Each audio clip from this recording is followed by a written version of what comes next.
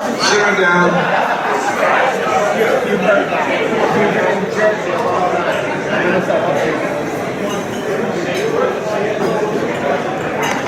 Thank you. I'm going to welcome everybody here. My name is Tim Griffin. I'm the president of the 200 Club. And we thank you very much for coming. I think this is the largest crowd that we've ever had. So thank you very much. We're going to start off with some business. I'm going to introduce Maureen Ewings, who is our executive director of the 200 Club, and she just has some business to take care of. Good afternoon. This is very quick. I'm making a motion for our officers for the next year. Chief Timothy Griffin, President. Brian McDonough, First Vice President. Honorable Anthony Romano, Second Vice President. And Deputy Chief Daniel Salitti, Secretary Treasurer. All in favor, say aye. Aye. Any opposed? Okay. Thank you.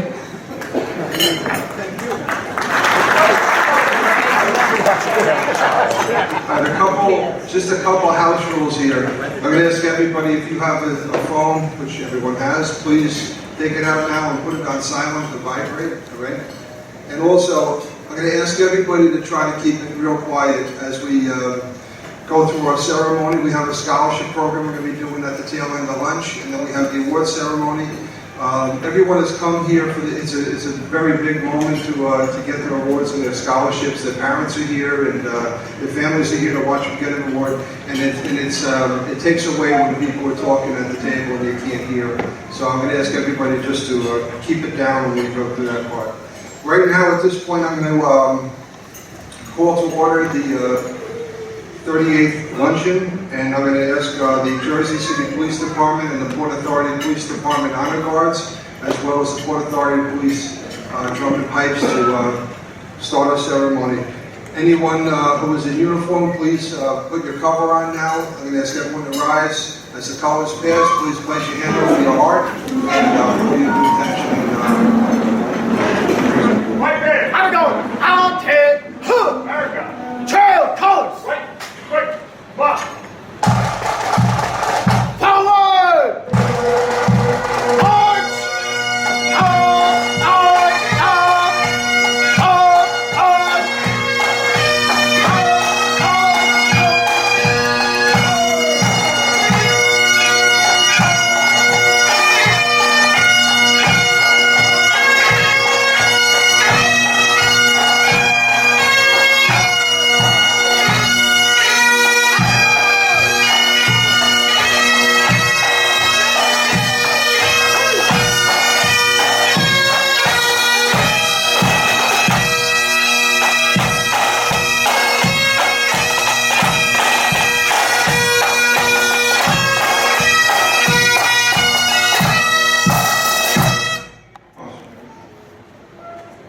I'm going to ask now the national anthem to be presented by Corrections Officer Lakia Galler from the Department of Corrections of Hudson County.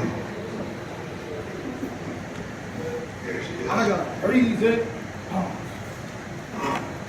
Oh, say, can you see by the dawn's early light what so proudly we hailed at the twilight's last gleaming, whose broad stripes and bright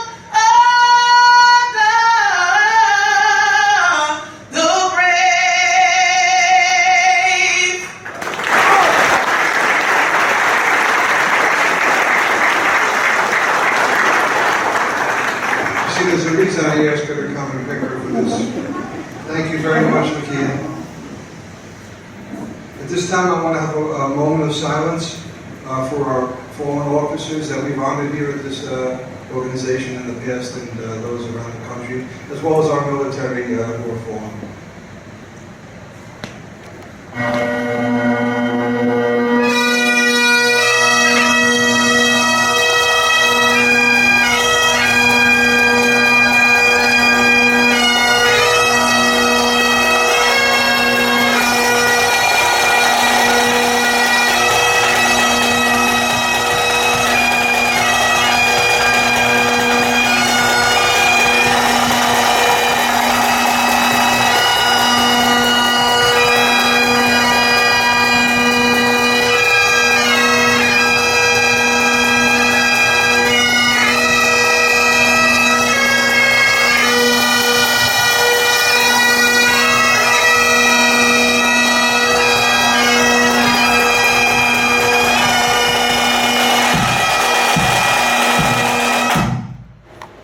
Father Carter, can you please come up and give the benediction?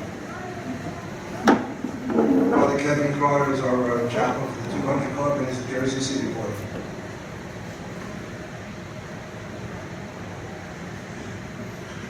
Let us pray.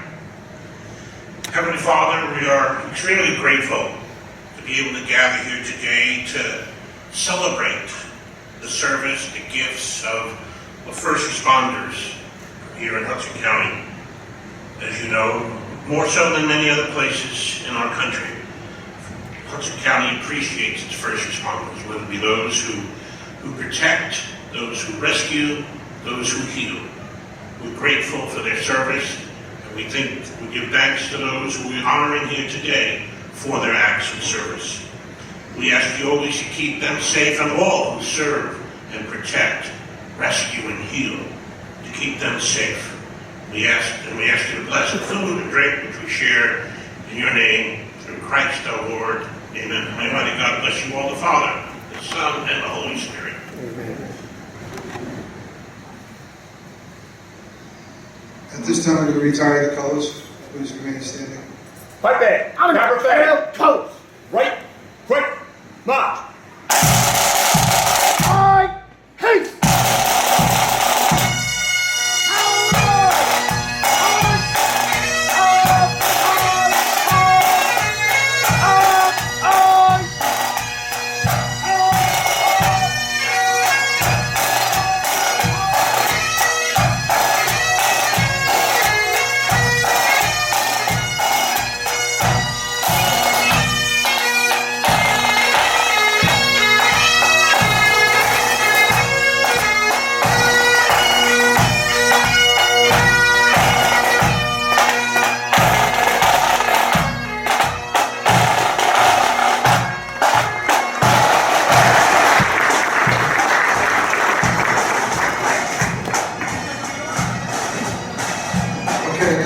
Sit down at this time, remove your cover.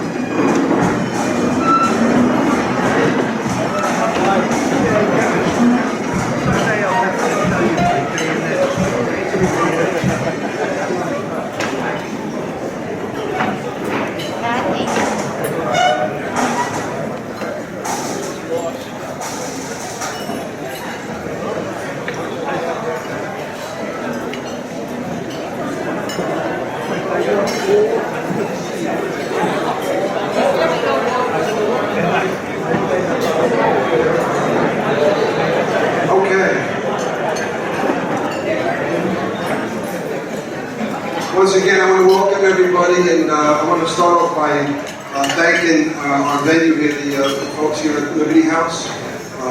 We really do appreciate the job that they do. They work hard setting this up for us every year, and thank you very much. Also, I want to ask the executive board of the 200 Club and the trustees to stand up and be recognized. Please stand up.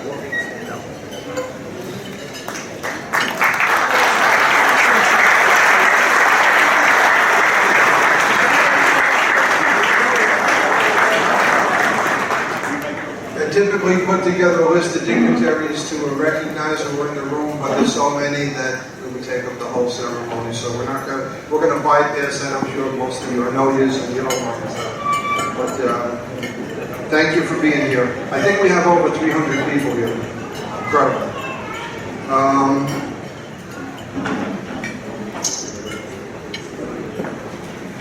Just a couple more things. Later on in the ceremony, we're going to present Valor Awards and Valiant Team Awards and scholarships. For those who receive an award, you're going to receive one of these beautiful presentations here. And when you leave, there's boxes that will be in the other room by the table. So if you want to go home and you don't want to scratch up your award, boxes will be there with your name on it. You can just pick them up there. Every award recipient who receives a medal will also receive the breast bar to wear on your uniform. So please make sure you get that before you leave. I also ask that any recipients of awards remain at the end for a group photograph. We want to get everybody together, and it's a big picture, but it's important. We want to put you on our website. Okay, at this point, I'm going to introduce our keynote speaker.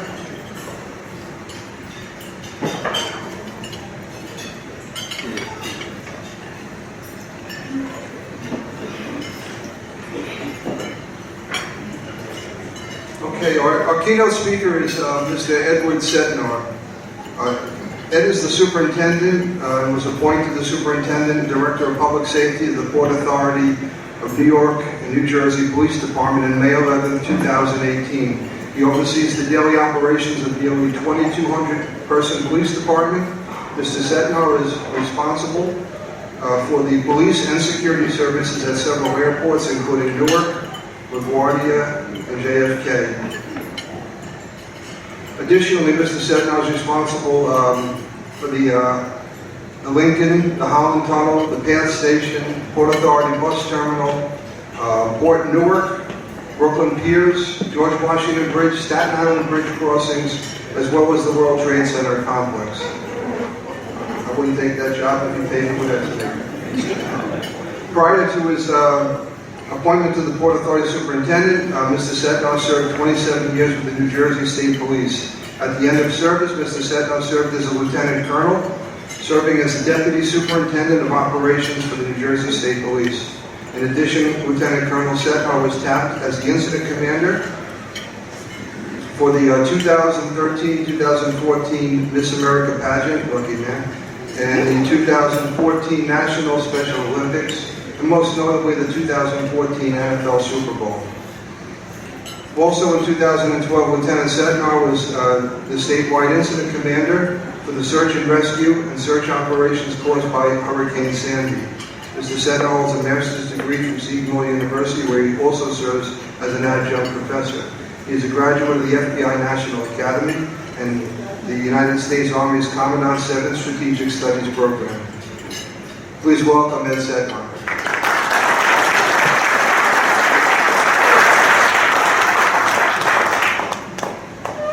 Good afternoon, everybody. Thanks, Jim. Greatly appreciate that. And in these days, I don't see people lining up for the job at the Port Authority right now. It is a great honor to be here. Obviously, I know in the past I was honored by the 200 Club of Hudson County with the Super Bowl with a lot of the chiefs and partners when I did that with the state police. But the 200 Club, throughout the states that honor first responders and what you do each and every day is something that is critically important to not only the police officers, the firefighters, and EMS personnel, but also the families. It kind of validates what we do each and every day. And we do know, after we hear all the anti-police rhetoric around the country and around the world, that there are people out there that support the police departments and they support the first responders and what you do each and every day. So the folks that are being honored today, congratulations. To the folks in the 200 Club that support this organization, I thank you from the Port Authority men and women and also all the men and women throughout Hudson County for what you do and provide scholarships and honoring our folks for what they do each and every day. This is a very difficult job and it's getting harder each and every day, and I think everybody knows that from following the news. Each and every day, us, not as much in New Jersey right now, but we're seeing a little bit, but in New York where I have protests every day. Pro-Palestinian protests, whatever is happening throughout the city, it impacts the Port Authority because we unfortunately or fortunately, live in everybody's backyard with some of our facilities. So between us and NYPD, and then we had problems on the Jersey side with the tunnels, folks trying to block commerce and letting people go about their business. It is something that's going on each and every day. In order for folks to get called to go out there and disrupt and put things back to a peaceful conclusion, it's the police officers, it's the firefighters, it's the first responders, the EMS personnel that go out and do that. And we do it each and every day, and we constantly go out there with professionalism, dedication, and an attitude to make sure we preserve the peace for the people that go about their business. So as we look and we see and we hear some of these jobs later of what folks are doing and how they've done things, you're going to be amazed at some of the valor that is going to be described in what they do. And I know as a police officer and as a trooper for 27 years, some of the things that I was confronted with, I was on the teams unit for 9 years and going through doors for over 9 years and, taking down some of the worst that society had to offer, terrorists, drug dealers, murderers, everything. It is something that, yes, it's a great time when you're doing it, but when you get home and you think about it, you sit and you look at your kids sitting at the other end of the table and you think about what you did or what could have happened. It's something that, you really think about, and it starts to weigh on you when you see when somebody makes the ultimate sacrifice and what they do. I had an agency right now that I went into that unfortunately holds the record of the most loss of life for a police agency in America, and that's 37 police officers died on one single event of 9/11. And we continue to lose people. We're putting 2 more people on the wall this year in D.C. We continue to lose people from 9/11 illness. And, little did the police officers and first responders know that day when they went there and they served and they did their duty, that they would be getting impacted and they'd become sick and possibly lose their lives for what they did for the United States of America that day, and to preserve the peace and get us back to some sort of normalcy. That is probably the most difficult things that we make sure in the Port Authority that we continue to honor each and every day, each and every year, and preserve what those folks did, because that sacrifice was something that they walked into, they went to work that day, and I'm sure the last thing they thought about were 2 planes flying into the buildings that used to be behind us, and they lost their life. So that is something as a superintendent I hold very dearly, that we honor the tradition and the history of that legacy of what those folks did. I'll fast forward a little bit. I worked on that pile for quite a number of days when I was a trooper. We were heavy rescue guys and teams guys. And as we fast forward, in 2016, I got sick and I was diagnosed with stage 4 cancer because of 9/11. And I had a kidney removed and metastasized into my lungs, and I was pretty much told, this was it. And, I look around the room and I look at my police officers each and every day, and we talk about, how bad the job could be and how things can be and how things impact us. But I continue to tell them that I am living proof that miracles can happen, things can happen, and you continue to move on. You challenge adversity, you challenge what is confronted before you, and you take it on. That's what being a police officer, a firefighter, or EMS is. You take on what is confronted, what is presented before you, and you challenge it. And you'll see with the Valor Awards today that people not only persevered, but they overcame some very challenging situations, and they came out on the other end. I'm very happy to say I was given 24 hours to live at one point a few years ago, and I'm still here. The sun shines, I wake up, I see the sun, and I'm ready to go.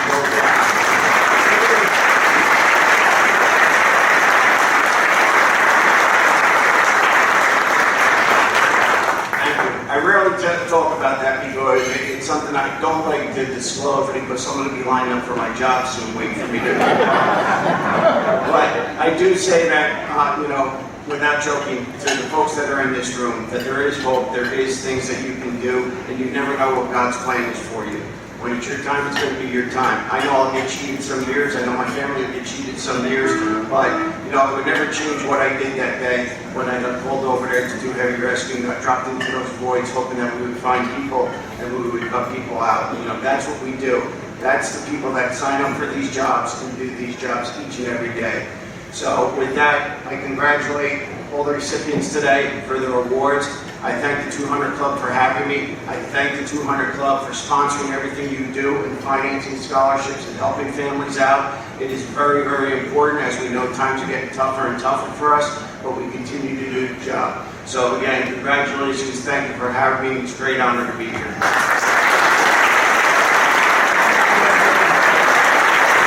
Big miss, before I forgot one presentation, I always like to thank Maureen Newlings, who,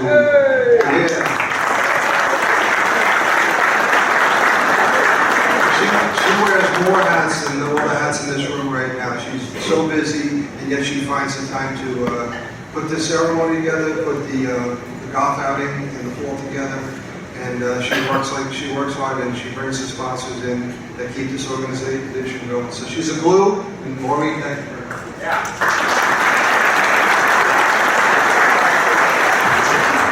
Thank you, everybody. This is a great, great group to work with, and it's just getting better and better every year. We love the police, we love our firefighters, we love our EMTs, and just on a personal note, I want to thank McCabe Ambulance, EMS. They helped me out a few months ago, and they were fabulous. Thank you. So our next guest speaker is a very special person, and we are honored that he came today. And we have a special presentation for him as well. John Hurbain on 9/11 was retired. He's retired in New York City Police Department now. He was a detective back then. He started his shift at 5:30 in the morning. He was assigned to the executive protection team for Mayor Rudy Giuliani. And on that day, John served as the advance person for the detail. John had received a call that a plane hit the towers, like many of us did. And they headed toward the scene. He responded to the scene and witnessed the devastation firsthand. He was then notified that Mayor Giuliani had been sent to a secure location and immediately made his way to meet with the mayor. John and Mayor Giuliani's team decided to head north after the first building collapsed. We spent the day with the mayor covered in soot and bared witness to the horrific aftermath of the collapse of the towers. After that day, John attended about 100 funerals and mass services, paying homage to the families of the lost in the towers. He currently serves with the Tunnel to Towers Foundation, which enables him to connect with the families of the fallen heroes, to let them know that the foundation and our country will never forget the sacrifice or the love that we have for them for their sacrifices. The foundation, as you know, I'm sure everyone here has seen the commercials on TV.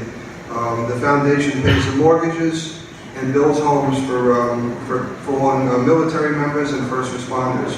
John is Frank Silla's right-hand man, and we are so honored to have him here today. To be able to join us, and we want to present Tunnel to Towers with a check for $10,000 today.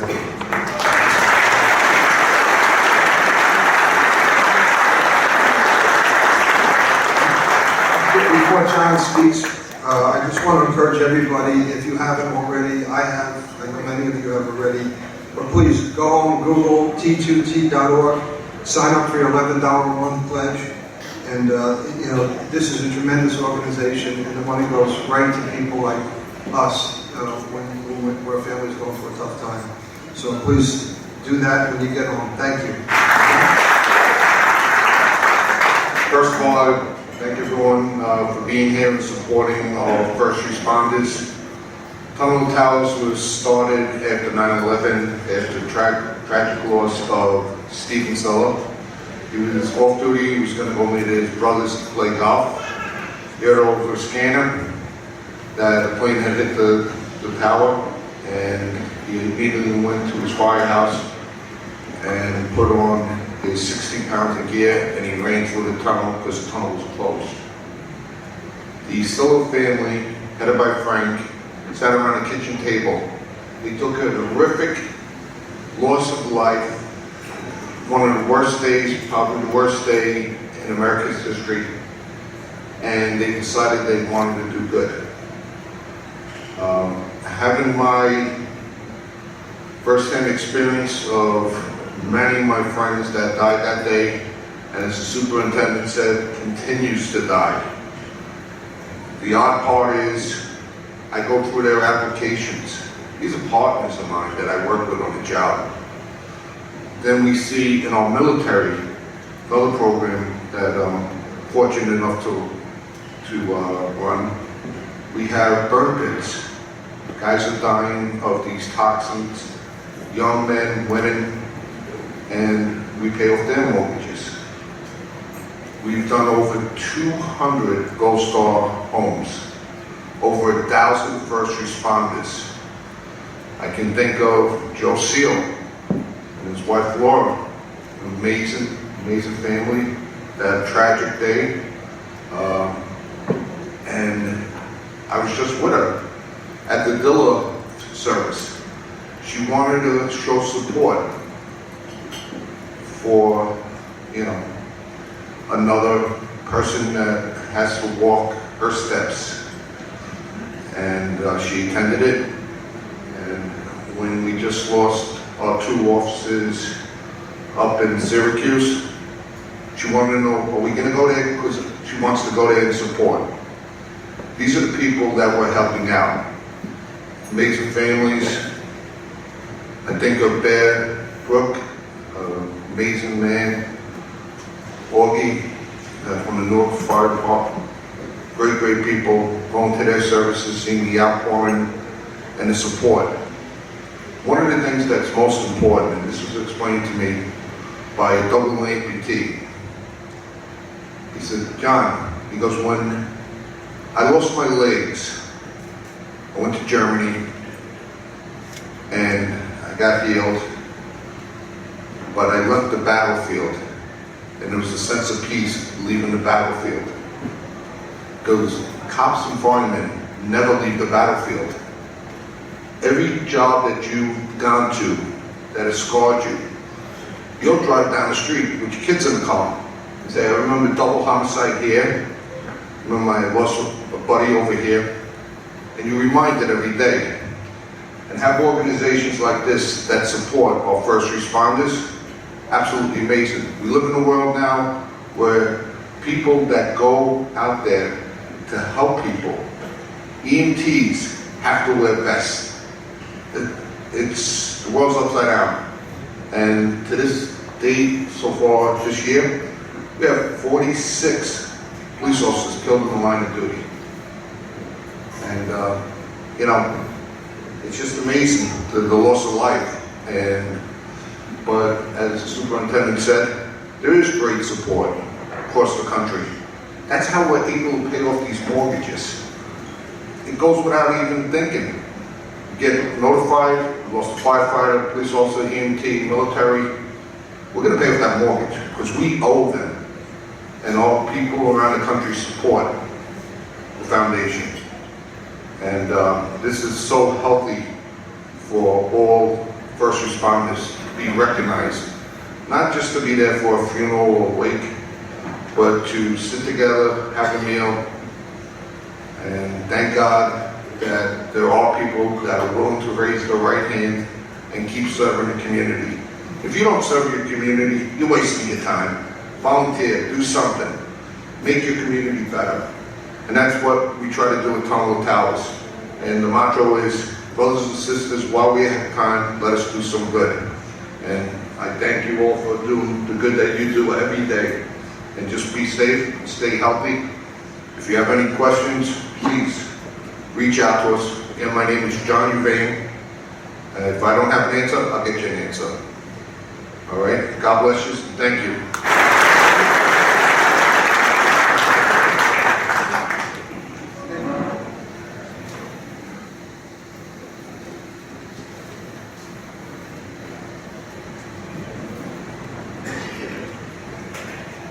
We just want to give this small token of appreciation to you for today, to come to our organization and speak, and we really do appreciate everything that you said and what you do. And Ed is a good friend of mine, and I'm really honored that he's here and he took his time to come here. John, thank you so much. Appreciate it.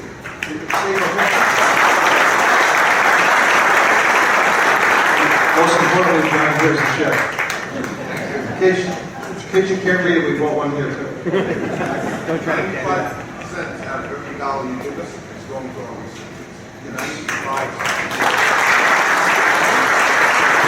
I'd like to get a picture, just take a moment, everybody, if I could ask my executive board and my trustees to come on up for a picture. Stand in front.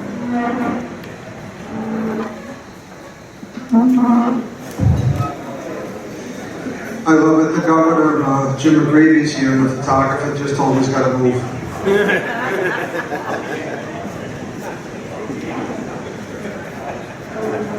All right, folks, at this time, we're going to break the ceremony. We're going to have something to eat.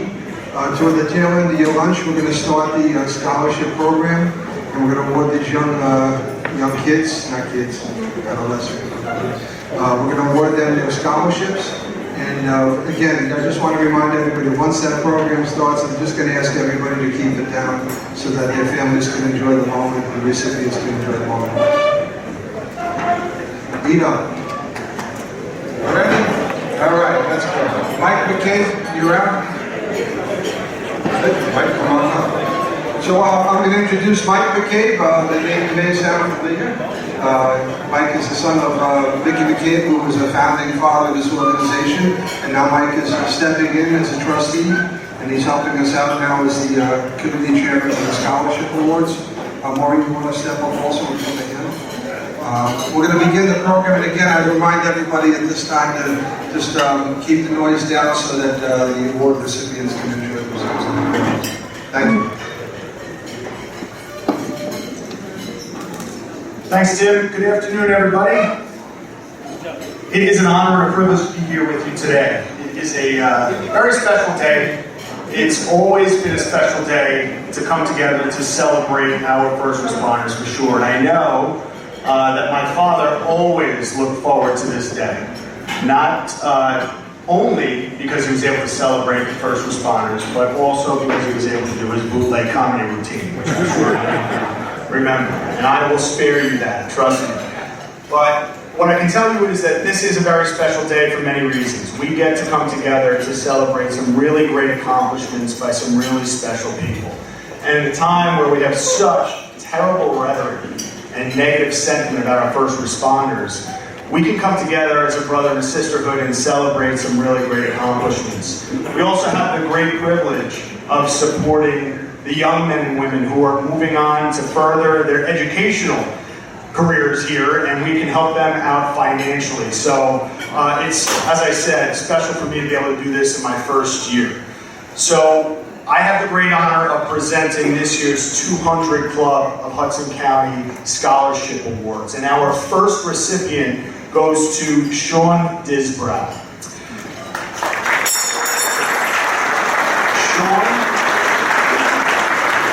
Sean is the son of Jersey City Police Detective Carmine Disbrow and Jersey City Police Officer Elaine Disbrow. He is a senior at Lyndhurst High School, where he's a member of the astronomy and Italian clubs, very similar to my background. And he will be attending Montclair State University in the fall to earn a degree in education, where he hopes to do for others what his teachers have done for him. Congratulations, Sean.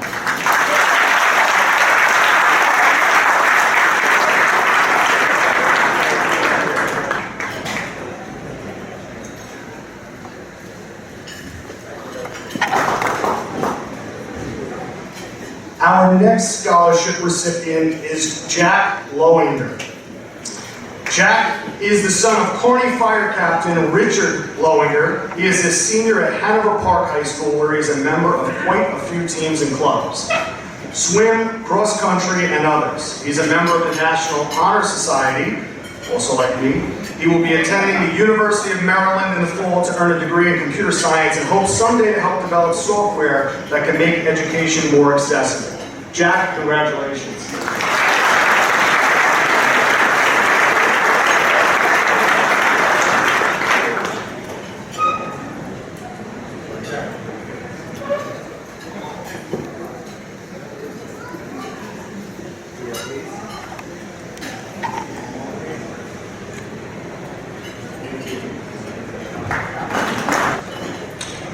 Okay, we're going to move on to the recipients of the Jersey City St. Patrick's Day Parade Committee Scholarships. And presenting that today is the woman who had very nice things to say about McCabe Ambulance, Maureen. And Maureen, I do have one of those big cardboard checks for you as well. So, Maureen Hewlings, who is the parade chairwoman, thank you for being here, and it's all yours.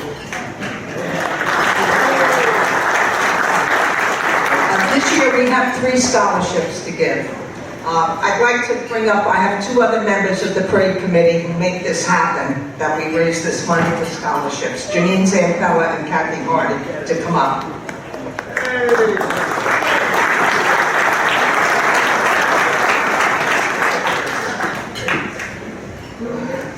Our first scholarship recipient is Robert Ryan III. Robert is the son of Bayonne Police Captain Robert Ryan Jr. He is a senior at Cranford High School, where he is a member of the varsity football team, the film club, and the fishing club president. He is also a coach for Cranford Parks and Recreation 7th and 8th grade basketball teams. He will be attending James Madison University to study in the School of Business. Congratulations, Robert.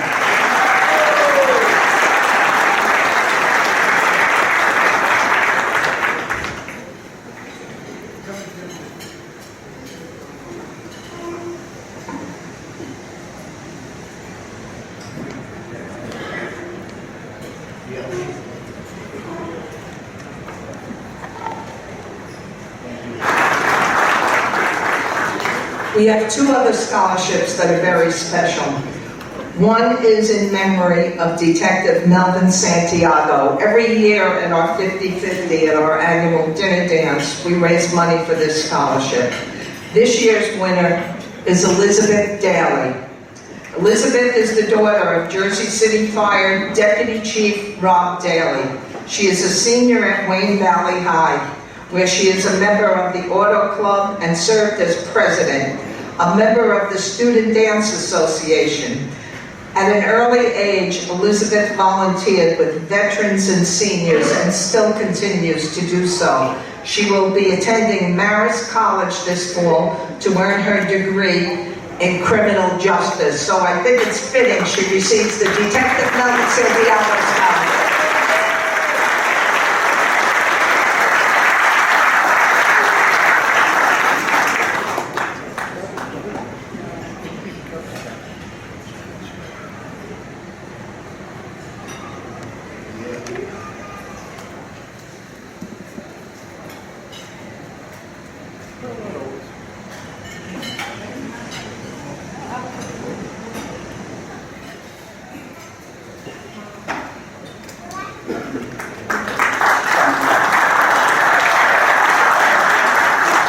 We also have another scholarship. We started a tradition last year, calling it our Grand Marshal Scholarship. So this year's Grand Marshal happens to be here. That's a shock. Former Governor Jim McGreevy. This scholarship is going to go to Michaela O'Leary. Michaela is the daughter of Sergeant Sean O'Leary of the Hudson County Homicide Squad. She is a senior at Morris Knowles High School, where she was the captain of the field hockey team and Interact Club. She is the social media ambassador of Mount Tabor Country Club. She will be attending the University of South Carolina to study criminal justice. Oh, and a little P.S. She has a twin sister going to college too. Okay, congratulations, Michaela.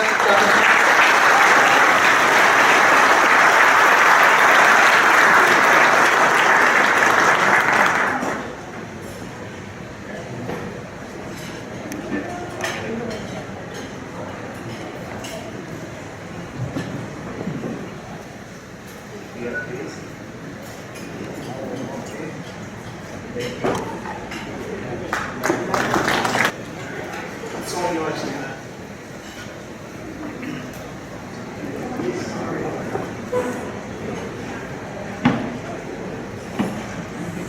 Okay, we're going to move on to the Jersey City Fire Foundation scholarships. Presenting those awards, is good friend, retired Jersey City Fire Chief Michael O'Reilly. Mike, come on up.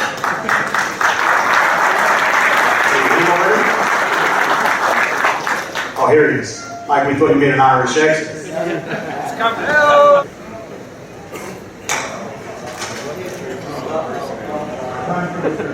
I'm just still trying to figure out the order here for, my name is Mike O'Reilly. I'm the president of Jersey City Fire Foundation, retired chief of department.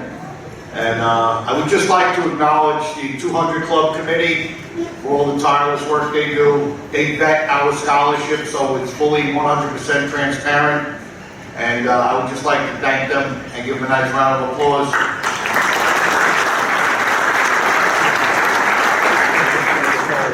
Okay, the Fire Foundation is alive and well. We are growing. This year we have 7 scholarship award recipients. And we will start off with the Paul Daly Scholarship being awarded to Anson Hart.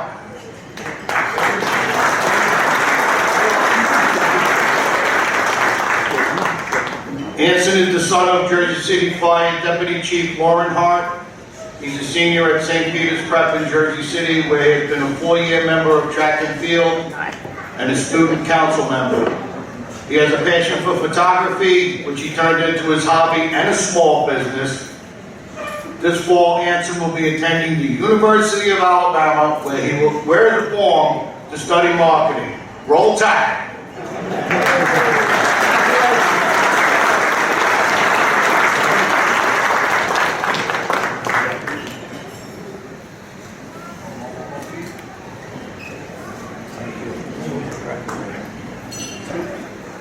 Congratulations. Oh. Somehow.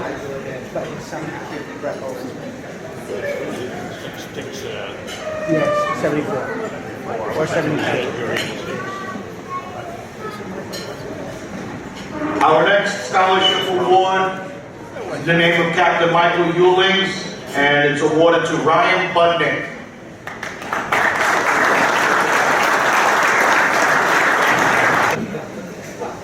So Ryan Budnick is the son of Jersey City Fire Captain Michael Budnick, who is my son's fire captain, so I got like a built-in babysitter there. He's a senior at Nutley High School, where he's a member of varsity cross-country and spring and winter track teams, just like me. He's a member of the National Honor Society. Ryan will be attending the University of Maryland this fall, where he will study environmental and computer science. Congratulations, Ryan.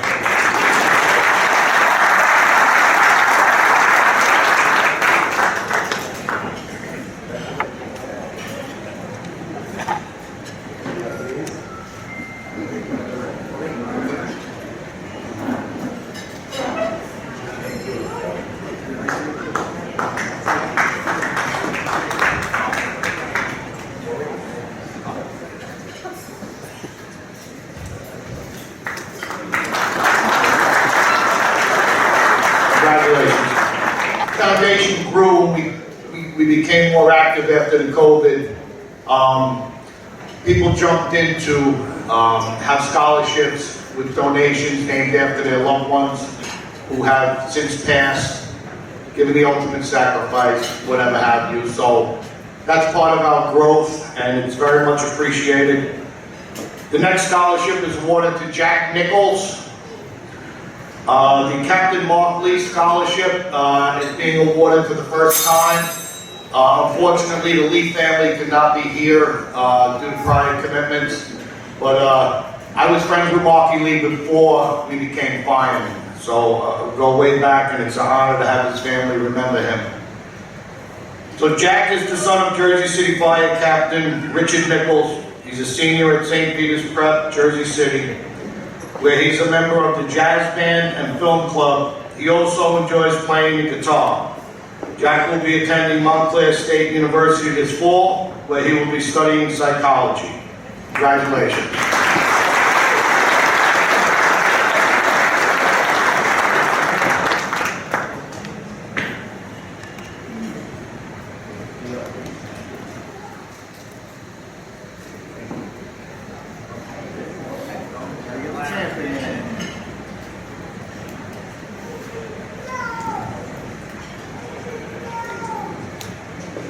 Okay, as was with the Mark Lee Scholarship, we also have another new scholarship we're giving away this year. The Battalion Chief Richard Dickey Dwyer Scholarship. This one is dear to my heart. He was my first captain walking in the door at Engine 19, Group D. And he always had the back of his firefighters and advocated for the inclusion of a dear friend, Penny Eckel. He died in the line of duty in 1970 and was never recognized on the Wall of Honor until their family did their research along with the fire department, Chief McGill and Deputy Director Calla. And he was finally enshrined on the Wall of Honor in 2018 for making the ultimate sacrifice. So with that, the Battalion Chief Dickie Dwyer Scholarship is awarded to Autumn Best.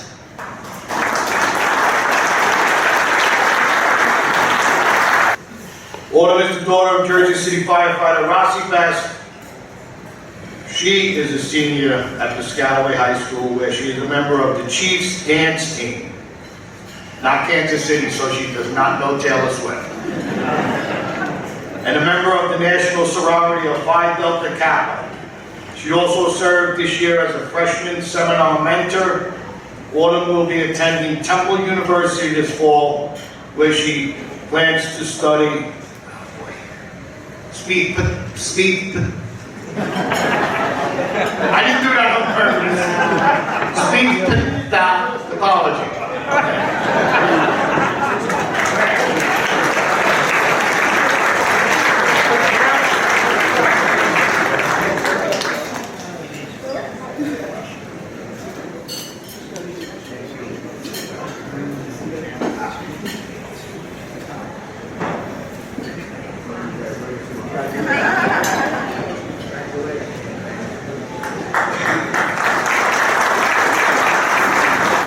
Our next scholarship is being awarded to Taekwon Hartnett.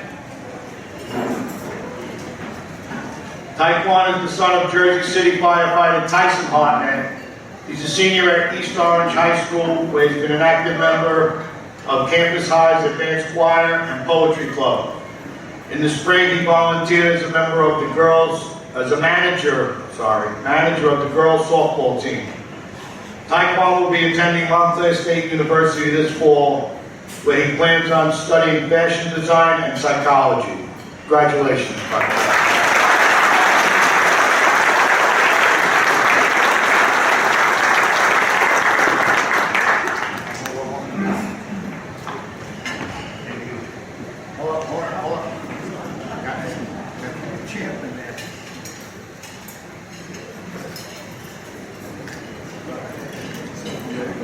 Congratulations, Taekwon.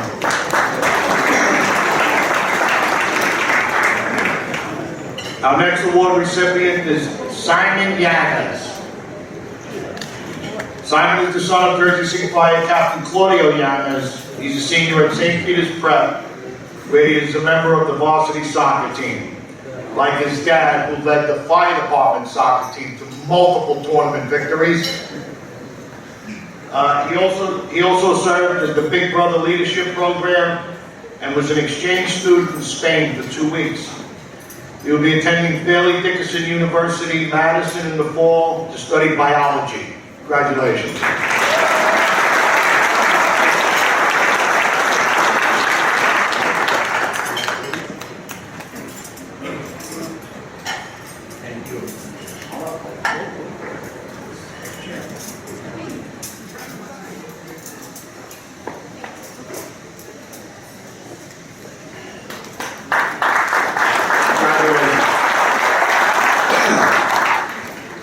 Sandra Rose Kowachka. I cannot believe this girl is going to college. When I was working as chief of department, she was running around my office, writing stuff on my calendar, and she actually put her birthday in my calendar like 3 months before time. I had no idea who Sandra was, but Sandra is the daughter of Jersey City Fire Captain Harry Kowachka and attends Madison High School, where she is the key club member and a tutor. She has held part-time jobs since 2022, which she says has taught her about responsibility and patience over the years. Sandra will be attending Penn State in the fall, where she hopes to study broadcast journalism. Congratulations, Samantha. Sandra.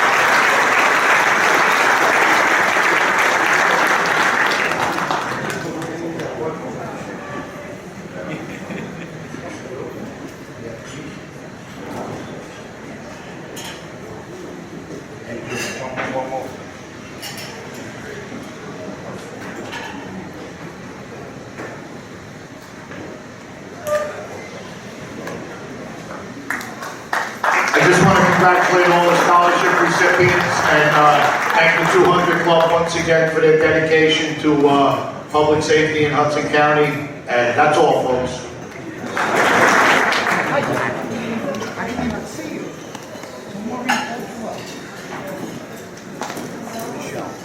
Congratulations to those recipients. We're going to move on to the Jersey City FOP Lodge 4 scholarships. We're going to have Sergeant David Prasad, the FOP president, come up and make a presentation.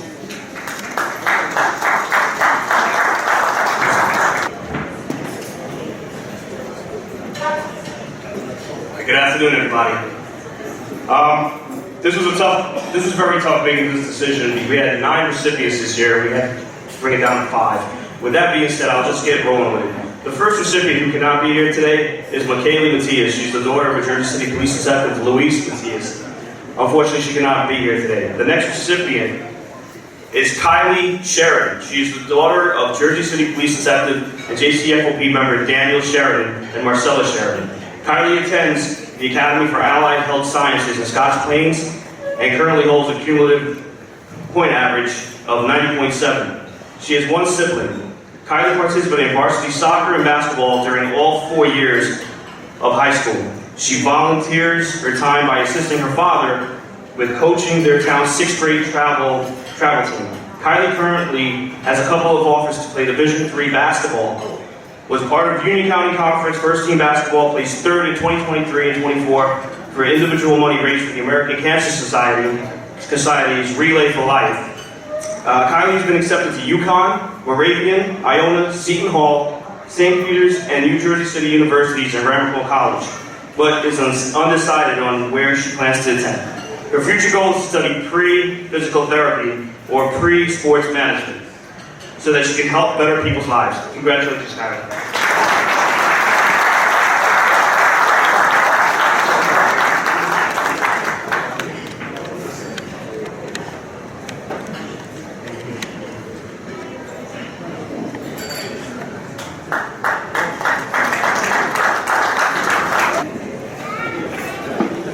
Our next recipient is Gianna Canzano.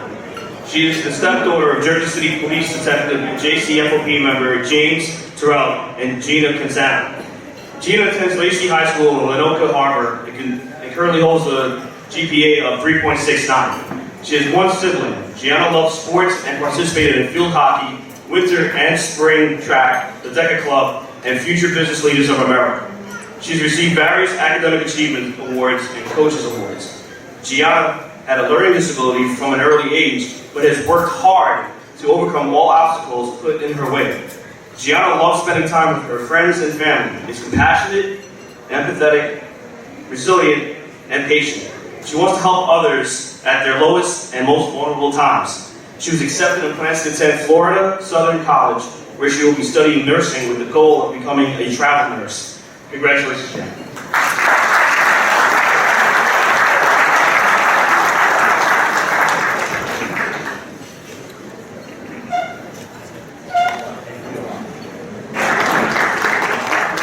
Our next recipient is Maya Lynn Jackson. She's the daughter of police officer and FOP member Dana Jackson. Unfortunately, she could not be here today.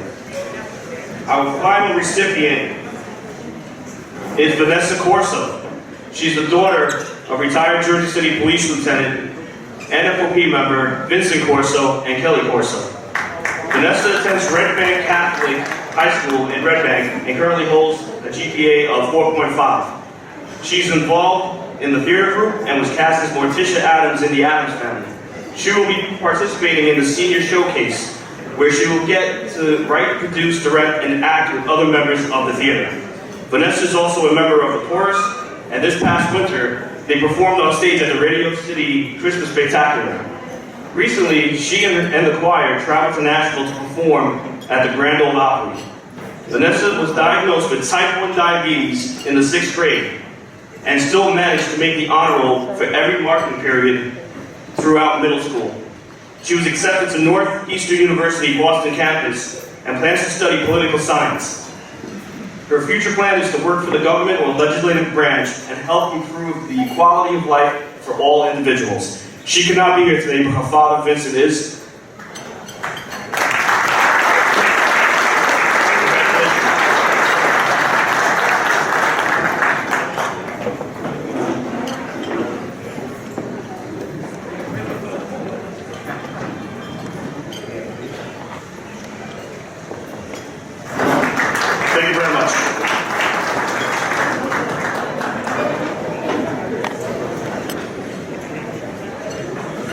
Congratulations to all the FOP recipients. We will now move on, last but certainly not least, to the recipients of the Hudson County Police Chief Association Scholarship. I'm here to present those awards. It's good, buddy, and President of this year's Hudson County Police Chiefs Association and Chief of the Secaucus Police Department, Dennis Miller. Yeah.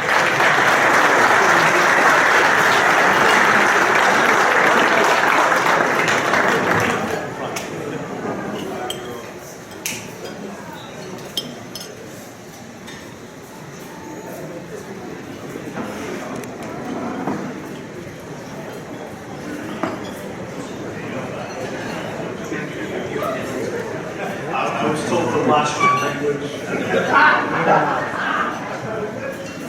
On behalf of the Hudson County Chiefs Association, I just want to say congratulations to all the 200 Club Valor Award recipients.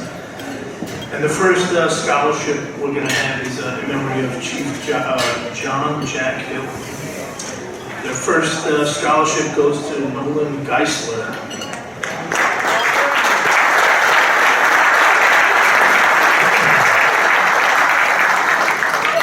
Nolan is the son of Bayonne Chief Robert Geisler and Kathleen Geisler. Nolan has 3 siblings, Mallory, Robert, and Ian. He currently attends Bayonne High School, where he is on the honor roll, and a 4-year varsity baseball player, and is currently the captain of the team. Nolan is committed to attending the University of Massachusetts, Loudoun, where he will study criminal justice and play Division I baseball. Nolan will be joining his brother, Robert, on the University of Massachusetts Lowell baseball team. Congratulations, Nolan.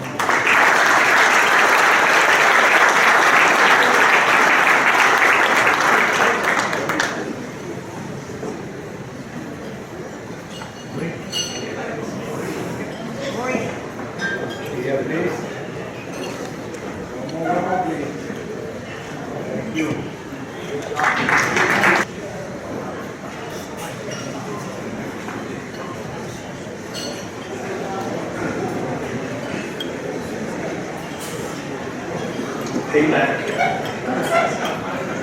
The next scholarship goes to Nicholas Skirbo.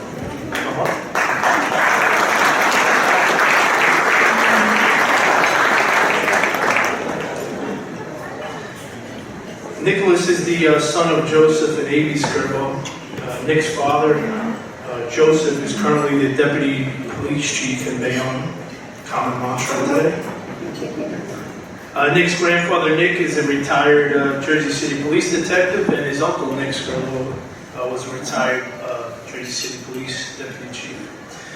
Nicholas is currently a senior at Christian Brothers Academy in Lincroft. He's on the track team.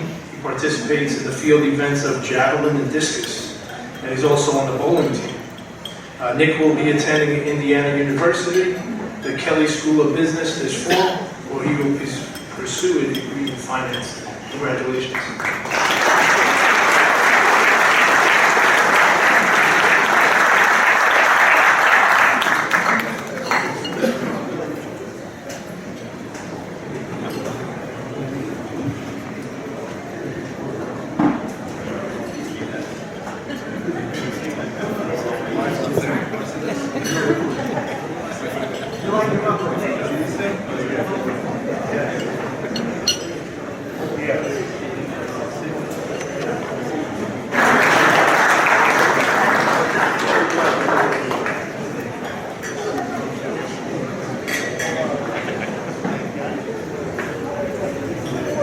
Can I ask at this time all the scholarship recipients, no parents, just the recipients, come on up for a photograph?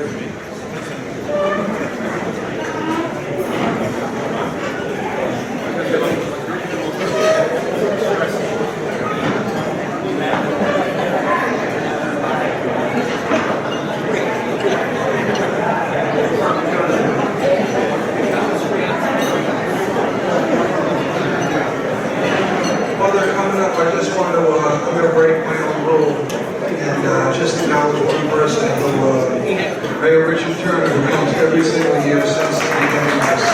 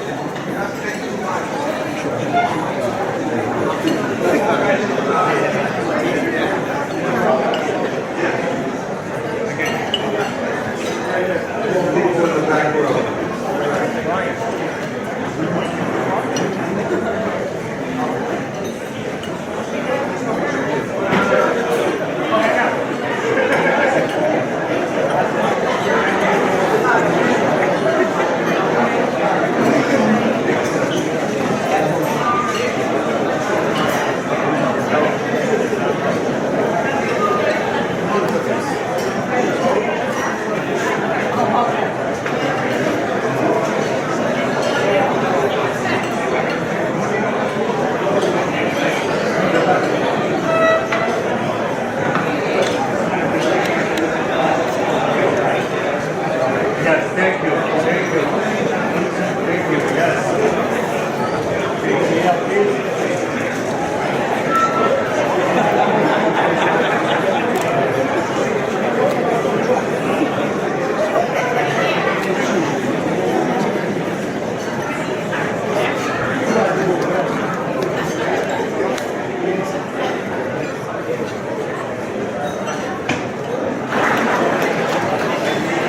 Thank you.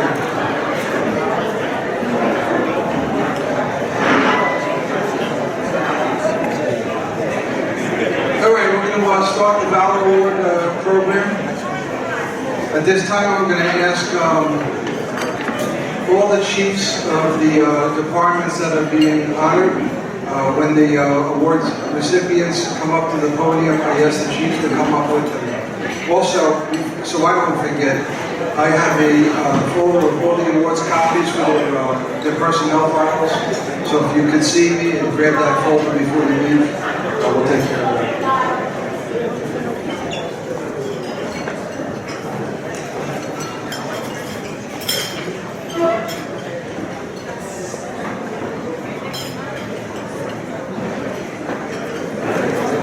Our first award recipients are for the Valiant Teamwork Award. I'm going to ask New Jersey Transit Police Department Officer Sergeant Dennis Dolmer, Police Officer Fernando Candia, Police Officer Krista Grayville, and Police Officer Tara Zosha. Please come up. And Chief Isabel.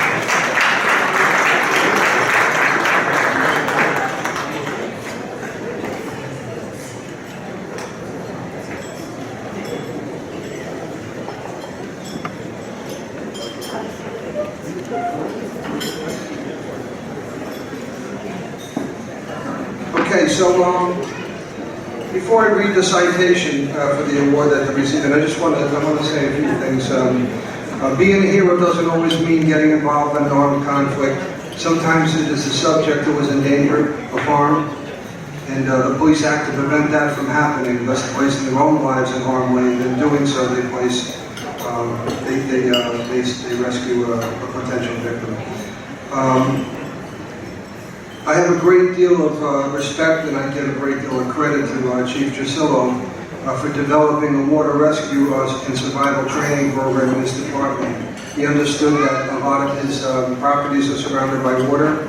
His officers were constantly being placed in danger, and he took the initiative to put together a training program, one that my son went through actually, and when he was with Transit Police. Just to teach them how to not only protect the lives of others, but how to survive in case you want to in the water yourself. The actions of every member of his team contributed to the safeguarding of a fellow human being who wanted to harm herself.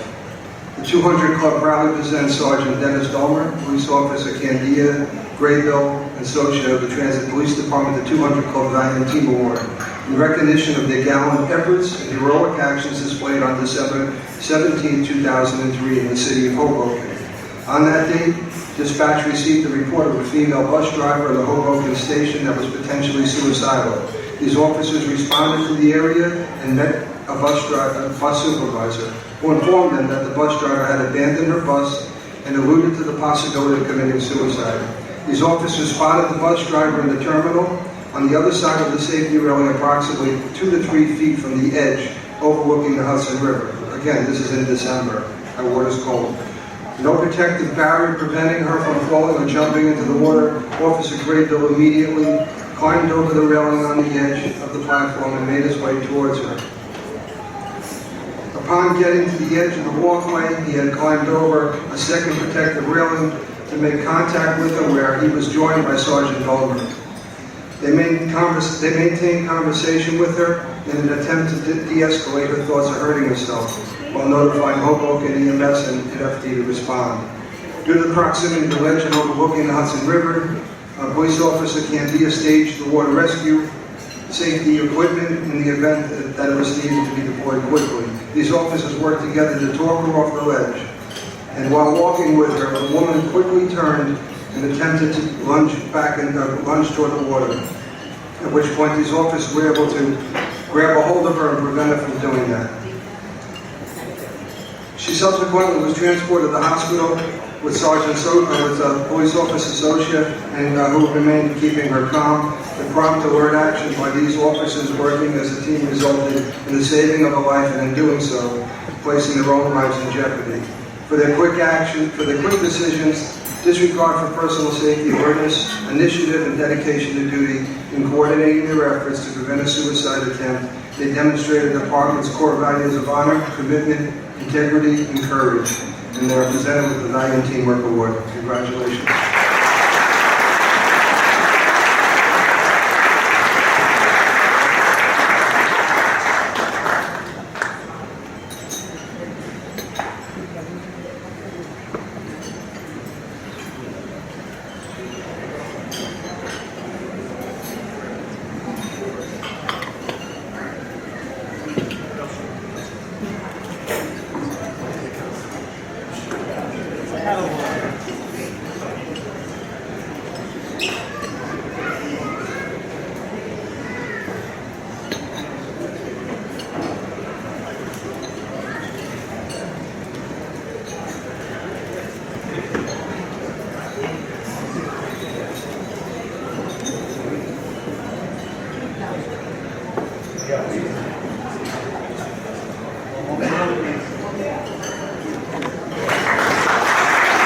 Let's give a round of applause.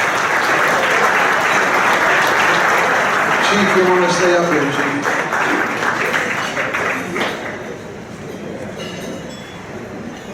This next award goes also to Transit Police, to Police Officer Brian Rea, Police Officer Joseph Ragazzo, and Police Officer Randy Vargas. Once again, this next story demonstrates how police officers must often place themselves between the potential victims and the threat. They also weigh how their action can place innocent bystanders at the risk of death or serious bodily harm, and then decide what they can do to stop the act without risking the lives of others. On October 25th, 2023, Officers Brian Rea, Joseph Ragazzo, and Randy Vargas were on patrol at the Hoboken Terminal. The officers were on the main course when they heard calls for help from a main waiting area. They entered the waiting room and observed the suspect wielding a large camping-style axe while he was in the waiting room of the commuters. The suspect held the axe in hand and was aggressively advancing toward a fleeing man in an attempt to cause serious bodily injury to the man. To protect the fleeing man, the officers positioned themselves between him and the armed suspect. The suspect was given clear commands to drop the axe, but he refused.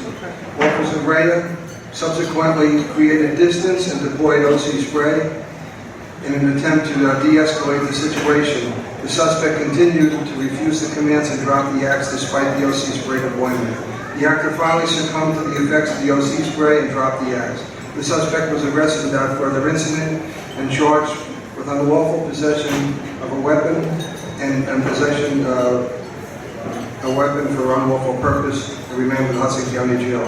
While the officers would have been justified in using deadly force to stop the actor, they instead chose to use less than lethal force and prevent the possible loss of life of the suspect as well as civilians gathered in the common area. For the officers' quick decisions, disregard for personal safety, alertness, initiative, and dedication to duty in coordinating their efforts to apprehend an armed suspect without injury to any of the parties involved, they demonstrated the department's core values of honor, commitment, integrity, and courage, and are presented with the Valiant Team Award. Congratulations.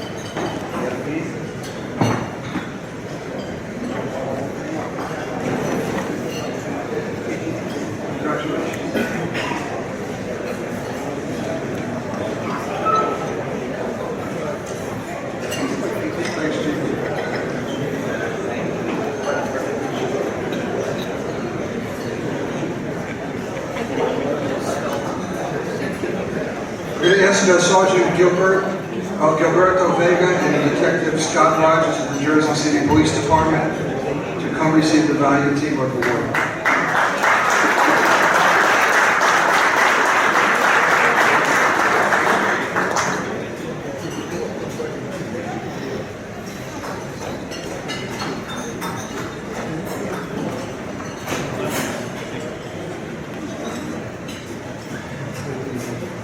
Sometimes officers face utter chaos when they arrive upon the scene, and it is key that they look beyond that chaos and focus on their attention on the threat. That's exactly what these officers did.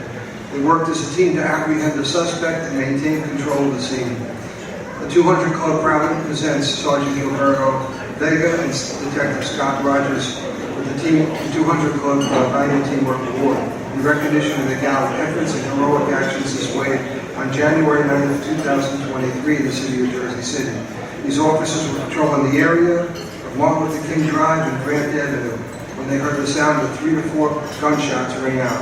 They then observed people fleeing the area but focused their attention on one individual walking toward them who was observed carrying a handgun. These officers pulled up on the suspect with guns drawn, ordering him to drop the gun. The suspect ignored the officer's orders and continued to walk. Instead of firing their service weapon into a crowded area and concerned about innocent bystanders, we instruct Detective Rogers chose to engage the armed suspect physically. During the struggle, the suspect tossed his gun away, which allowed him to resist even more. At that time, the suspect knocked Detective Rogers' gun out of his hand, and a more violent struggle ensued between Detective Rogers and the suspect. With 2 firearms now on the ground, Sergeant Vega kept his weapon trained on the suspect in case he had another weapon and deadly force was suddenly required. And at the same time, he was able to recover the 2 tossed firearms, so the suspect regained control. The suspect could not regain control. The suspect was finally brought under control and taken into custody without further incident. These officers' quick decision and disregard for their personal safety and alertness and initiative and dedication to duty and coordinating their efforts to apprehend an armed suspect without injury to any parties involved. They demonstrated the department's core values of honor, commitment, integrity, and courage, and are presented the Valiant Teamwork Award.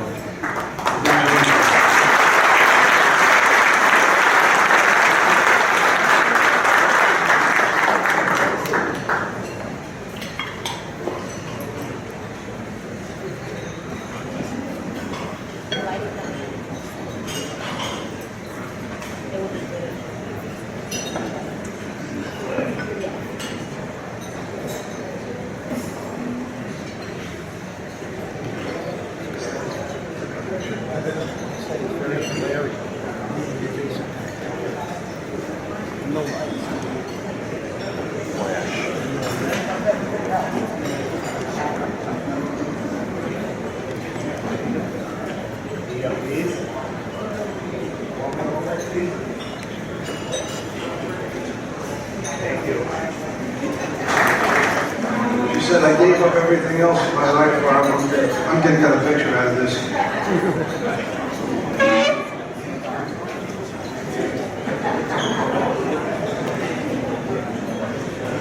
This next award goes to Detective Sergeant Michael Savick of the New Jersey State Police, U.S. Marshal Task Force Deputy Commander Nicholas Resigliano, and Deputy U.S. Marshal Kevin Kamrowski. Please come up.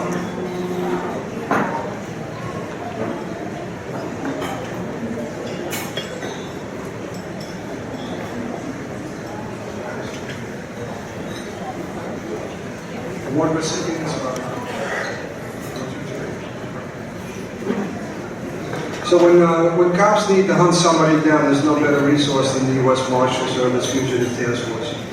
Bar none, and everybody in this room will tell you the same thing. In this incident, the crime was so heinous that the subject, had nothing to lose. Apprehending such a dangerous suspect is fraught with danger and risk. The old saying, "F around and find out," was exactly what the suspect chose to do when he found out. The 200 Club proudly presents New Jersey State Police Detective Sergeant Michael Savick, U.S. Marshal Task Force Deputy Commander Nicholas Resigliano and Deputy U.S. Marshal Kevin Kamrowski of the United States Marshal Service Fugitive Task Force 200 Club Valiant Teamwork Award in recognition of the gallant efforts and heroic actions displayed on July 8, 2003 in Jersey City. On that date, these officers were engaged in an investigation to locate and apprehend a fugitive from justice stemming from a homicide case that occurred in Orlando, Florida. The suspect, Esteban de Jesus, was wanted for the brutal slaying of his neighbor, Leonidas Duran, who was shot in the head at point-blank range. The suspect then proceeded to dismember the victim with a machete just in the courtyard of the apartment complex where he lived.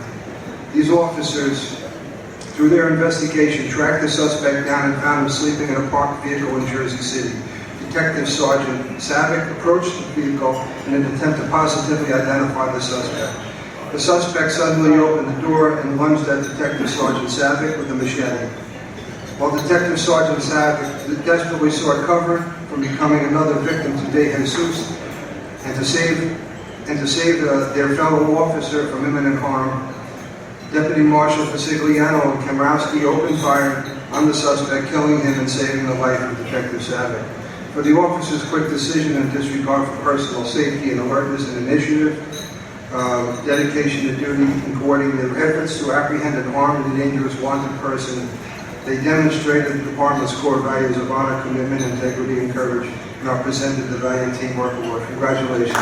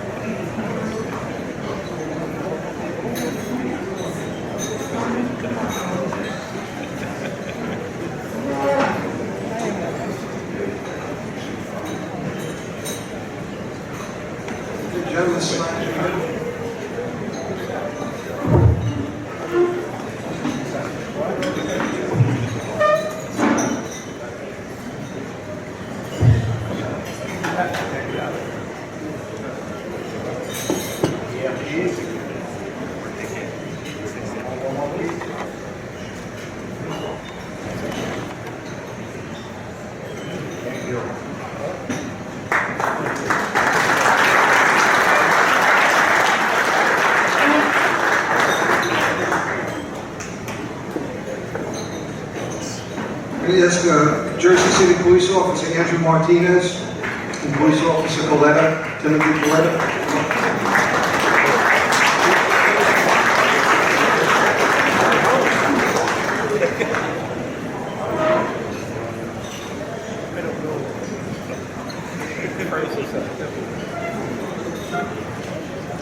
Sometimes we're dealing with the main threat, sometimes there's a second threat working in the wings that you're not aware of. While engaged in a fight for your life, it's sometimes difficult to focus on that second threat. The 200 Club rally presents Timothy Coletta and Police Officer Andrew Martinez of the Jersey City Police Department the 200 Club Valiant Teamwork Award in recognition of their gallant efforts and heroic actions displayed on March 13, 2023 in the city of Jersey City. On that date, these officers were investigating a gunpoint home invasion robbery that had just taken place in the Curry's Woods housing complex. These officers located the vehicle utilized during the crime and set up a surveillance waiting to see if anyone would approach the vehicle. At some point, a male and a female were about to get into the vehicle when they were stopped by these officers. Pio Martinez immediately felt what appeared to be a large capacity magazine and firearm on the male suspect. The suspect immediately began to struggle with Pio Martinez, at which point Pio Martinez removed the gun and tossed it a safe distance from the suspect. As the struggle became more furious, Pio Coletta came to the aid of his partner, and until backup officers arrived, they were able to secure the suspect. While this was occurring, a female suspect walked a car length away and discarded a second firearm under a car, which was later recovered by police. Both suspects were charged for their involvement in the home invasion and weapons offenses. For the officers' quick decisions, disregard for personal safety, alertness, initiative, and dedication to duty, in coordinating their efforts to apprehend armed suspects without injury to any parties involved, they demonstrated department's core values of honor, commitment, integrity, and courage, and are presented with the Value Teamwork Award.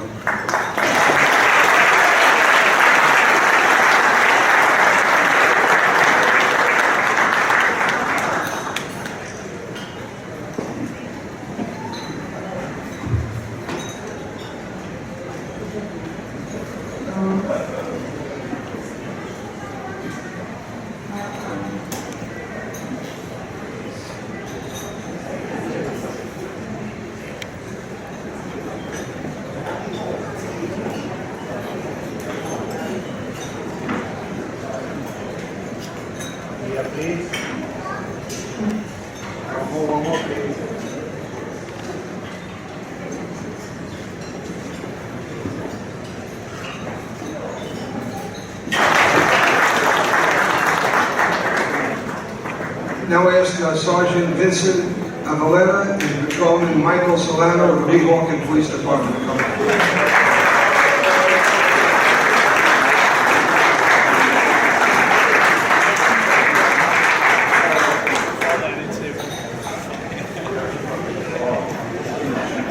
So this story once again demonstrates bravery and fortitude and how an officer can take decisive action to save a partner's life. It also demonstrates how you can lay on the ground and wait for help, or you can get up and go after the bad guys. The 200 Club proudly presents Sergeant Avaleta and Patrolman Michael Solano of the Weehawken Police Department, the 200 Club Valiant Teamwork Award, in recognition of their gallant efforts and heroic actions displayed on August 1st, 2023 in the town of Weehawken. On that date, these officers were assigned to a newly formed anti-crime unit to address a recent batch of motor vehicle thefts occurring within their jurisdiction. On the very first night of their new assignment, while on patrol in an unmarked unit, these officers observed two individuals wearing ski masks enter a Honda Civic that later turned out to be stolen. The officers followed this suspicious vehicle, and at one point, Patrolman Solano exited the unit to go on foot to get a better look. The suspects became suspicious at that time, and the driver purposely drove toward Patrolman Solano, striking him with the vehicle. Sergeant Avaleta saw this and fired a service weapon at the driver, causing him to veer away from Patrolman Solano, who was about to be crushed between two vehicles. The vehicle then fled the area while Sergeant Avaleta transmitted pertinent information to the dispatcher that was broadcasted to surrounding towns. Despite being injured, Patrolman Solano joined Sergeant Avaleta to pursue the suspects. Shortly thereafter, the subject vehicle purposely crashed into a Port Authority police vehicle, injuring the officer. The two suspects were apprehended by numerous officers, at which time the driver was found to have sustained a gunshot wound from Sergeant Avaleta's bullet. For the officers' quick actions, disregard for personal safety, awareness, initiative, and dedication to duty in pursuing two suspects, they demonstrated the department's core values in honor, commitment, integrity, and courage, and are presented with the Valiant Teamwork Award. Congratulations to them all.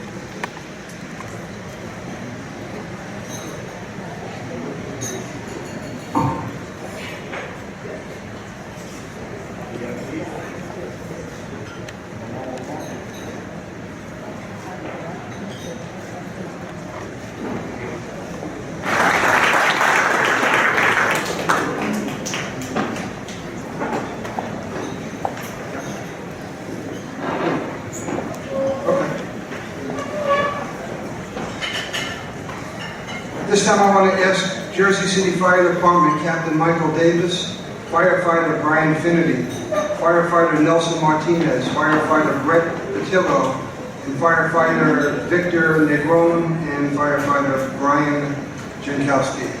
Please come up.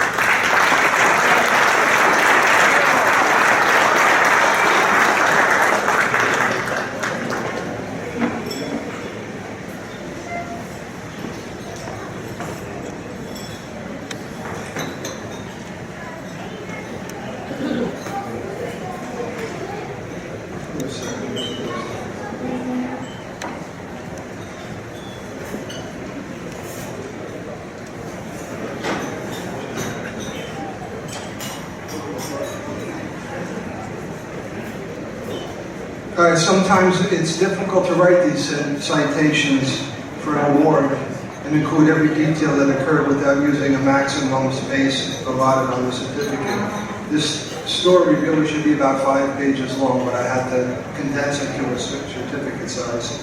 Firefighters are trained for and familiar with responding to structure fires. But when that structure fire is a cargo container ship, all bets are off. Imagine being sent to a ship that is burning, the smoke is obscuring your vision. You don't know where you are, and even if you did, you can't see a foot in front of you.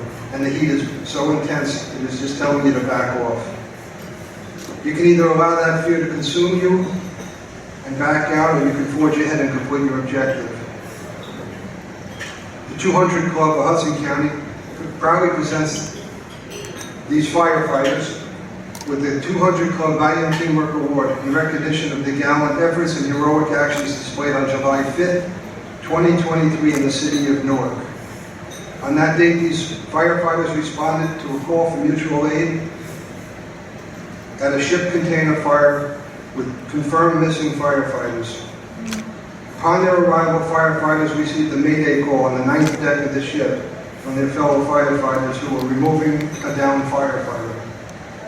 While entering an unfamiliar situation with heavy smoke occupying the entire deck, explosions occurring around them, and communications were almost non-existent, these firefighters worked together as a team to rescue the downed firefighters from the Elizabeth Fire Department who were in desperate need of assistance. A second mayday call was then received on the 8th deck, where firefighters Dan Jankowski and firefighter Nick Rohn located the disoriented Elizabeth fighter and guided him to safety. The team then responded to the 10th deck to search for missing Newark firefighter and located him, but unfortunately he had already expired. He was one of 2 Newark firefighters who had lost their lives during this unprecedented event. Their names were Augie Akabu, age 45, and Wayne Bear Brooks, age 49. This team of Jersey City firefighters displayed the highest level of gallantry and courage while risking their own lives to rescue brother firefighters under the most hazardous conditions and acted above and beyond the call of duty within the finest traditions of the fire services and are presented the Valiant Teamwork Award. Congratulations.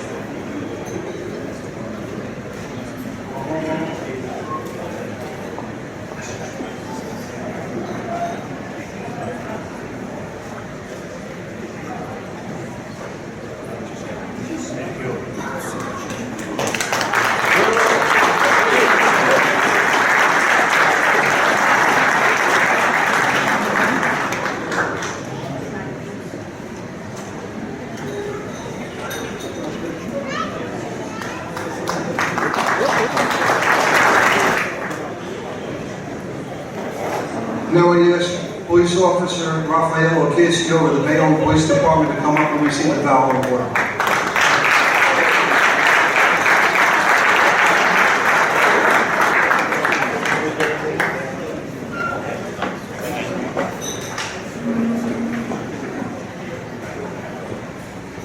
It doesn't have to be a major crime that causes the actor to flee with total disregard for his own life and the lives of others.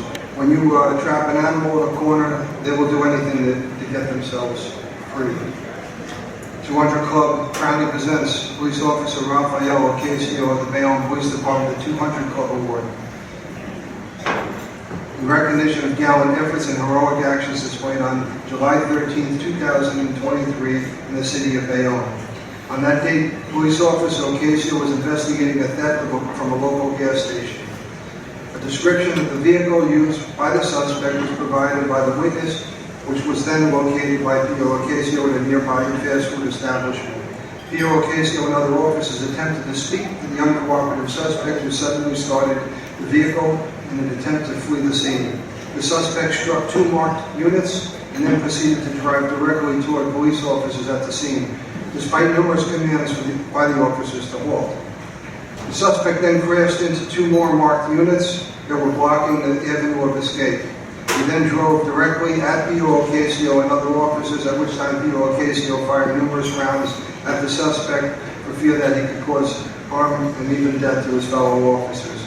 The suspect made good on his escape, but the vehicle was later located by the Jersey City Police Department, who found the driver had been shot by Police Officer Ocasio's bullet. The suspect ultimately recovered from his wounds and was criminally charged for his actions. For his quick decisions in disregard of personal safety, the dedication to duty in stopping the vehicle from harming himself, stopping the vehicle from harming himself or other officers, he demonstrated the department's core values of honor, commitment, and integrity, encouraging. He's presented with the Valor Award.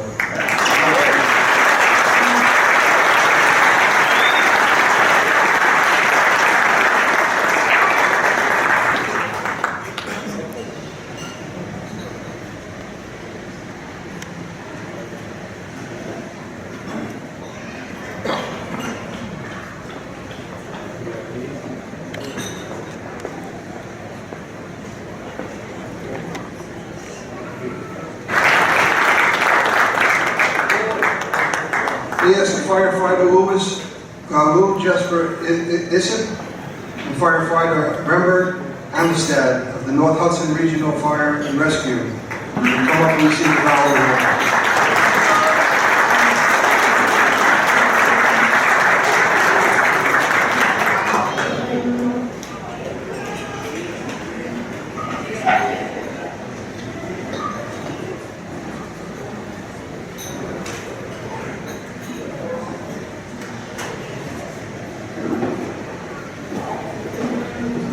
So after suffering serious bodily injury, some people become victims and wait for the heroes to show up. Other times, the victims become the heroes. This is an amazing story of how two firefighters completely disregarded their own injuries and became heroes, rescuing a brother firefighter in desperate need. The 200 Club proudly presents firefighter Luke Jesper Issip and firefighter Rembert Amistad of the North Hudson Regional Fire and Rescue. The 200 Club Valor Award in recognition of gallant efforts and heroic actions displayed on November 23rd in the city of West New York. On that day, firefighters responded to an active fire at a three-story occupied structure. While inside the structure, an explosion occurred, vaulting these three firefighters 15 to 20 feet in the air and blowing out the second floor walls. The three firefighters suffered severe injuries when they landed on the third floor roof. Firefighter Issip suffered a compound fracture to his right ankle, a broken left ankle, broken ribs, and a head injury, while firefighter Amistad suffered lower body injuries as well. Despite the severe injuries, firefighter Issip and Amistad crawled over to the aid of their captain, who had also suffered severe lower leg injuries. The two firefighters then proceeded to pull the captain off of the collapsed section of the rooftop to a safer area to await rescue. These two firefighters displayed the highest level of gallantry and courage while risking their own lives to rescue a brother firefighter almost under the most hazardous conditions, and while suffering intense pain from their own injuries, and acted above and beyond the call of duty within the finest traditions of the fire services. And they are presented with the Valiant Team Award.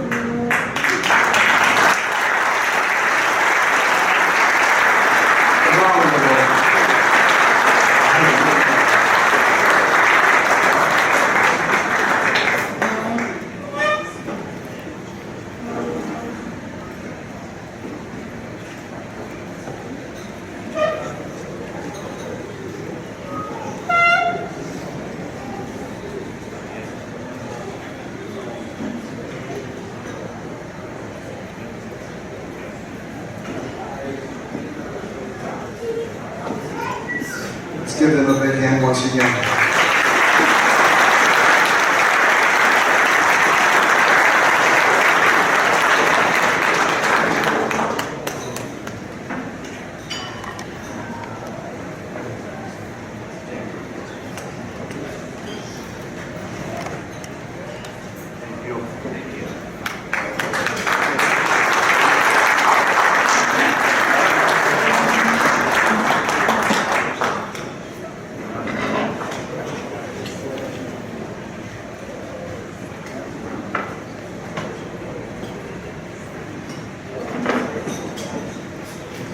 A few years ago, the award committee got together and we decided that, we never want to forget the people that did performed an act of valor, perhaps years ago before this organization even existed. So what we do, and it's kind of fun, but what we do is we go back through history and we look at some of the jobs and we want to bring a person back to receive the recognition that he never got. Not only from the 200 Club in this case, but the recognition he never got from any other awards committees or anything in the county. This award is going to Detective, that was your rank at the time, Detective Thomas Maggi of the West New York Police Department.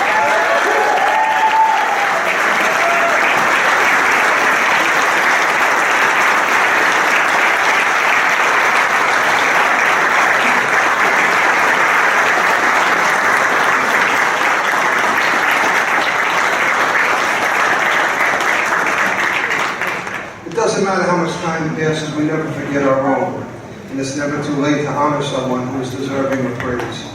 I worked with Tom in the West New York Police Department when I was the police director there, where as a lieutenant he served as my executive officer. I made him XO because some of the superiors feared him. His superiors, not mine. Not just because he was tough, but because he was a very straight and honest person. And I needed somebody like that on my staff. When I left the West New York and went up to Stevens as the chief, I needed someone just like Tom, so I brought him with me. I want to tell just a brief story of Tom's first major event at Stevens. So we have a freshman drop-off day like every college has. This is when the kids get dropped off for the first time. And Tom says, well, what do I do, boss? And I said, well, you just go around and make the kids feel welcome. You make them feel safe. You talk to the parents. You let them know that everything's okay.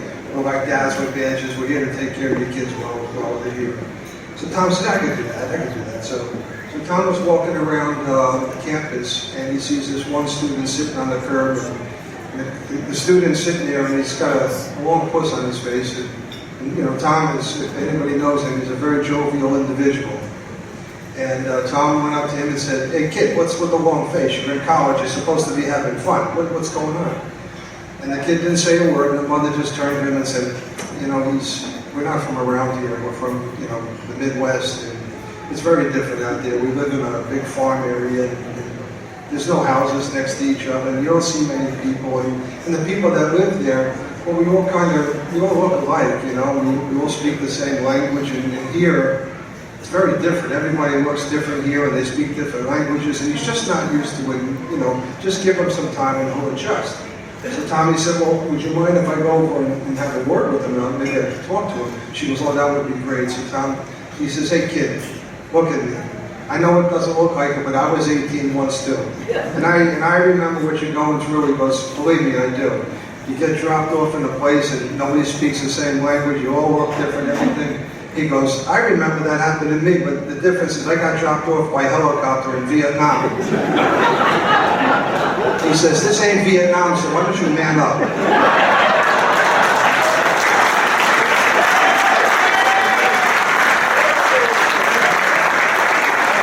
that point, I kind of let out a scream and grabbed the Tommy.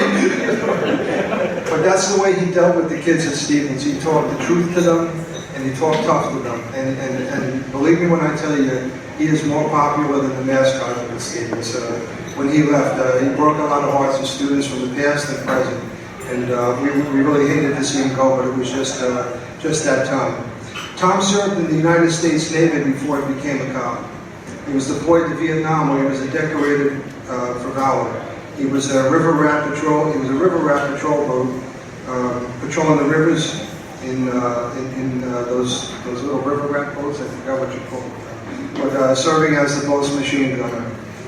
He returned home and he served with the West New York Police Department for 37 years, retiring at the rank of lieutenant.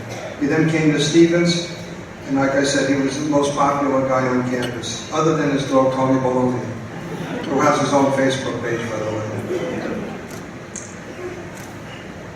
I recall Tom telling me about a story that occurred when he was in the West New York Police Department, and I just, it just always bothered me that he just never received the proper recognition when everybody else that was there had gotten the state PBA award and this, that. At the time, Tom's department didn't have an awards program. They didn't give out awards.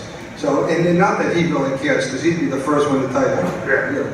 But that's, so I just said, you know what, if I ever get the opportunity, and today's the opportunity. So I want to read you the citation.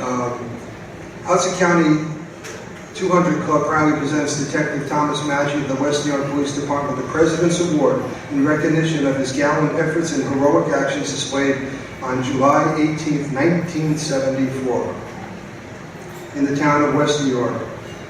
Detective Maggi, a member of the North Hudson Narcotics Strike Force, was engaged in an investigation that led to an execution of a narcotics search warrant at 57th Street and Bergenline Avenue. While searching the premises, there was a knock on the door, which was answered by Detective Maggi. Unbeknownst to him, 3 armed men were standing in the hallway, intending to rob the apartment occupants of their drugs.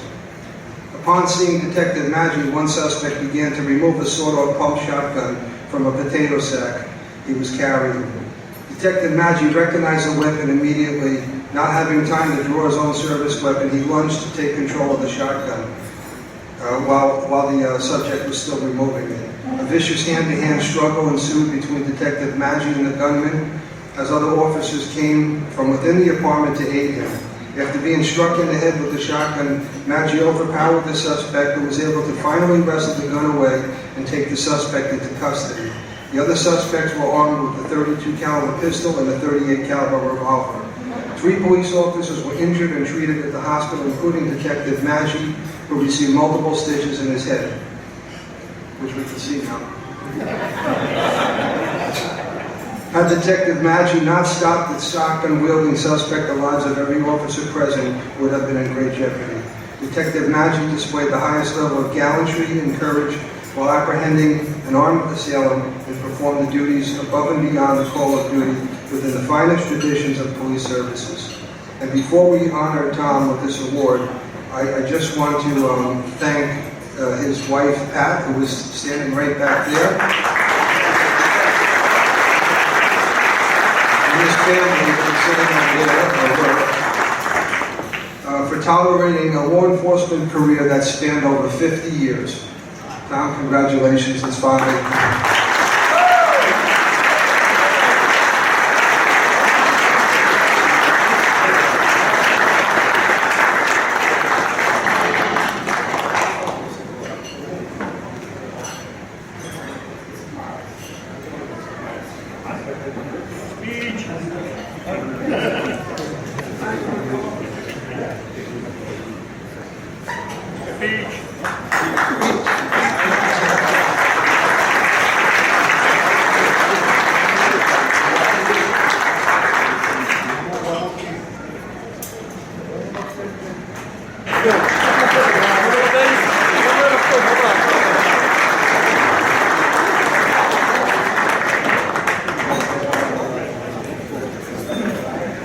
So that is going to conclude our award ceremony. I want to thank everybody for coming, and I also want to remind all the awards recipients, the Valor and Guided Teamwork Award, that we want to take a picture of everybody in a group photo together.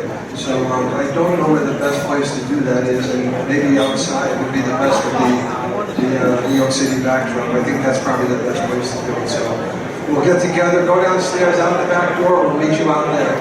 And don't forget the boxes for all the plaques, the boxes are outside by the table. Don't Don't put him in the box yet, just sit down, take another picture.